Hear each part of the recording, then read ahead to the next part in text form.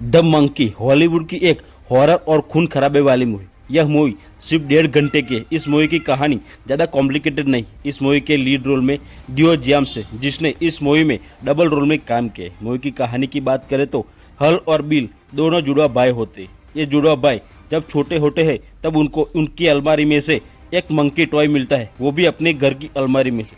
ये monkey toy देखने में बड़ा अजीब होता है। मूवी की शुरुआत में दिखाया गया है कि ये जुड़वा लड़कों के पिता और एक आदमी दोनों ये मंकी की टॉय की चाबी घुमाते हैं, जिस वजह से वहाँ एक हादसा होता है और वो आदमी मर जाता है। अब मूवी में आगे चलकर वो मंकी टॉय हल और बिल के मिलता है। शुरुआत में वो लोग चाबी घुमाते हैं तो वो बंदर उसके पेट पर रखी हुई ड्रम बजाता है। जब ड्रम बजना बंद हो जाती है तब वहाँ कोई ना कोई हादसा होने लगता है।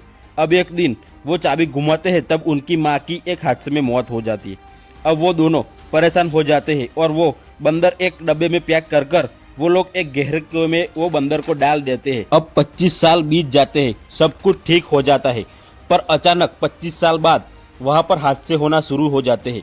वो बंदर को काट देते हैं, फिर भी वो वापस जैसा है वैसा कंप्लीट हो जाता है। अब मूवी के अंत आते आते वहाँ पर बड़े बड़े हादसे होने और मौतें होने चालू हो जाती है। उसकी वजह भी वो लोग ढूंढना चाहते।